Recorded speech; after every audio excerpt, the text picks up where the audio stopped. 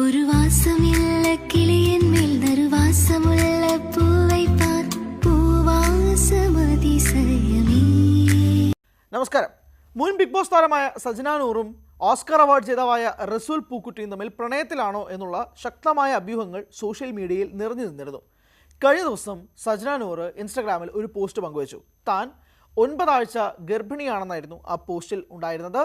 ഒപ്പം സജനയും റസൂൽ പൂക്കുട്ടിയും ഒരുമിച്ച് നിൽക്കുന്ന സെൽഫിയുമാണ് സജന പോസ്റ്റ് ചെയ്തിരുന്നത്.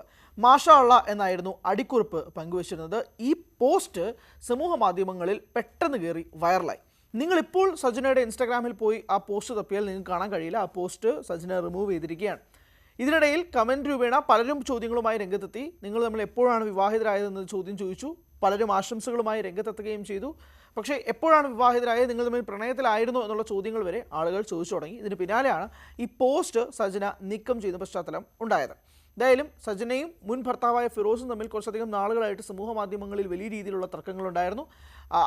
അങ്ങോട്ടും ഇങ്ങോട്ടുള്ള ചെളിവാരി എറിയലൊക്കെ തന്നെ നടക്കുന്നൊരു സാഹചര്യം ഉണ്ടായിരുന്നു. അതിനിടയിലാണ് സജനയും റസൂൽ പൂക്കുട്ടിയും തമ്മിൽ പ്രണയത്തിലാണോ എന്നുള്ള ചോദ്യങ്ങൾ വരെ നിന്നിരുന്നൊരു സാഹചര്യം ഉണ്ടായത്. ഇതിപ്പോൾ സജന തന്നെ പുറത്തുവിട്ടിരിക്കുന്ന പശ്ചാത്തലത്തിലൂടെയാണ് ഇത് കൂടുതൽ വാർത്തയാവുകയും സാധാരണയായി മീഡിയയും ഏറ്റെടുക്കുന്ന രീതിയിലേക്ക് കാര്യങ്ങൾ മാറുകയും ചെയ്തു. എന്തായാലും താൻ 3 മാസം പ്രഗ്നൻ്റ് ആണ് എന്നുള്ളത് സജന പുറത്തുവിട്ടിരിക്കുന്നത് എന്തുകൊണ്ട് ആ പോസ്റ്റ് റിമൂവ് ചെയ്തു എന്നതുൾപ്പെടെ ആളുകൾ മറ്റു പോസ്റ്റുകളുടെ കമൻറ്റിന് താഴെ വന്ന് ചോദിക്കുന്നുണ്ട്. സജന നിലവിൽ ഇപ്പോൾ സീരിയൽ അഭിനയിച്ച് മുന്നോട്ട് പോവുകയാണ്. സീരിയൽ രംഗത്ത് സജീവമായിട്ട് നിൽക്കുന്ന അഭിനേതാവും കൂടിയാണ് സജന.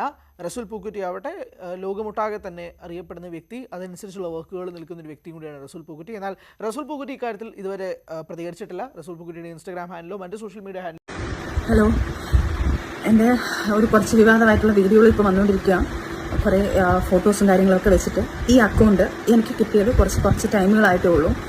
എനിക്ക് എൻ്റെ അക്കൗണ്ട് ഹാക്കായി പോയേക്കുമായിരുന്നു. ഹാക്ക് എന്ന് പറഞ്ഞാൽ എനിക്കറിയത്തില്ല ഇതെങ്ങനെയാണെന്ന്. എനിക്ക് ഓപ്പൺ ആക്കാൻ പറ്റുന്നില്ല, എൻ്റെ ഫോണിൽ നിന്ന് റെക്കോർഡ് ചെയ്യാൻ പറ്റുന്നില്ല. ഈ ന്യൂസ് കിട്ടിയത് എൻ്റെ ഫ്രണ്ട്സ് കുറേ പേര് എനിക്ക് മെസ്സേജ് ചെയ്തിട്ട് ഇങ്ങനെയാണ്, പിന്നെ കൺഗ്രാജുലേഷൻ അന്നേരം കാര്യങ്ങൾ തിരക്കിയപ്പോഴാണ് എനിക്ക് ലിങ്ക് ഇട്ടുതന്നപ്പോഴാണ് ഓരോരുത്തരുടെ യൂട്യൂബ് വീഡിയോസും കാര്യങ്ങളും ലിങ്കുകളും എല്ലാം ഇത് കാര്യങ്ങളൊക്കെ ഇട്ടപ്പോഴാണ് ശരിക്കും പറഞ്ഞാൽ ഞാൻ ഇതിൻ്റെ ഡീറ്റെയിൽസ് എടുത്തതും ഞാൻ ഷാലുവിനെ വിളിച്ച് പാനിക്കായിട്ട് എൻ്റെ അക്കൗണ്ട് ഡീൽ ചെയ്തുകൊണ്ടിരിക്കുന്ന ഷാലുവാണ്. അപ്പോൾ ഷാലുവിനെ ഞാൻ വിളിച്ചിട്ട് ഷാലു പെട്ടെന്ന് ഇങ്ങനെ ഒരു സാധനമാണ്, ഷാലു എന്താണ് സംഭവിക്കുന്നത് എനിക്കറിയാം, എനിക്ക് എൻ്റെ അക്കൗണ്ട് ഓപ്പൺ ചെയ്യാൻ പറ്റുന്നില്ല, നീ ഒന്ന് ഓപ്പൺ ചെയ്ത് നോക്ക്. അവൾ നോക്കിയിട്ട് അവൾക്ക് ഓപ്പൺ ചെയ്യാൻ പറ്റുന്നില്ലായിരുന്നു. അങ്ങനെ അവൾ എന്തൊക്കെയോ ചെയ്ത് റിക്കവർ ചെയ്ത് എടുത്തതാണിത്. എടുത്തിട്ട് ഇപ്പം കാരണം അതിനകത്ത് വന്ന പോസ്റ്റുകൾ കാര്യങ്ങളെല്ലാം ഞങ്ങൾ ഡിലീറ്റ് ചെയ്തിട്ടുണ്ട്. വൃത്തികെട്ട രീതിയിൽ കാര്യങ്ങളൊക്കെ ചെയ്തുകൊണ്ടിരിക്കുകയാണ്. ദയവ് ചെയ്ത് എന്നെ കൊല്ലാക്കൊല ചെയ്യരുത്. ഞാനിത് കേസ് വഴി തന്നെ മൂവ് ചെയ്യണം. നമ്മളിപ്പോൾ ഒരു വീഡിയോ ചിലർക്ക് ഒരു വിചാരമുണ്ട്, ഒരാൾ മിണ്ടാതിരിക്കുമ്പോൾ ഒന്നും അറിയാത്തത് കൊണ്ടാണ്, അയാൾ മണ്ടനാണ്, പേടിത്തൊണ്ടനാണ്, അല്ലെ അയാളെ പെട്ടെന്ന് പേടിപ്പിക്കാൻ പറ്റും എന്നൊക്കെ ചിലർക്കൊക്കെ വിചാരങ്ങളുണ്ട്. സൈലൻ്റായിരിക്കുന്ന മനുഷ്യർക്ക് എല്ലാം അറിയാവുന്നവരാണ്. പക്ഷേ അവർക്ക് തരം താഴാൻ കഴിയില്ല, അല്ലെങ്കിൽ മറ്റുള്ളവരെ പോലെ താഴേക്ക് പോയി സംസാരിക്കാൻ ആഗ്രഹമില്ല എന്ന് കരുതിയിട്ട് സേഫ്റ്റി സോണിലാണ് പല ഉന്നതന്മാരും എന്ന് കരുതരുത്.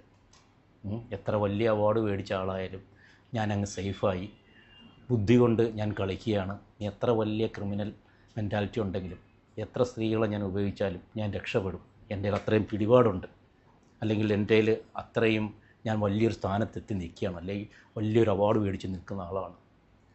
അതുകൊണ്ട് വേറെ രീതിയിലും നമുക്ക് ഇവനെ ഏത് രീതിയിലും തകർക്കാം, എന്ത് ഞാൻ ചെയ്താലും അതൊന്നും ഒരു വിഷയമാകത്തില്ല എന്ന് കരുതി ചില വ്യക്തികൾ ഇവിടെ, നല്ല ഒന്നാം തരം ബ്രൂട്ടലായിട്ടുള്ള ചില വ്യക്തികൾ, സെക്സ് പ്രൊവേർട്ടായിട്ടുള്ള ചില വ്യക്തികൾ ഇവിടെ മനോഹരമായി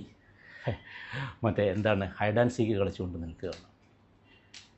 പക്ഷേ കുറച്ച് നാൾ മുന്നേ വരെ എനിക്ക് കർമ്മയോട് എനിക്ക് വിശ്വാസം, അതിന് മുന്നേയൊക്കെ ഭയങ്കര വിശ്വാസമായിരുന്നു. പക്ഷേ ഒരു 4 വർഷമായിട്ട് ദൈവവിശ്വാസം പോയി, കർമ്മയിൽ വിശ്വാസം പോയി. പക്ഷേ ഇപ്പോൾ അതൊക്കെ വീണ്ടും എനിക്ക് ആ ദൈവവിശ്വാസത്തിലേക്ക് ഞാൻ തിരിച്ചു വരികയാണ്. അല്ലെങ്കിൽ കർമ്മ എന്ന് ഒന്നുണ്ടെന്ന് ഞാൻ വിശ്വസിക്കുകയാണ്. അതിന് ഏറ്റവും വലിയ എക്സാമ്പിളാണ് സത്യം എന്നും വിജയിക്കും. ഇനി അത് എത്ര വലിയ കൊമ്പനാണെങ്കിലും ഒരിക്കൽ താഴെ വരും.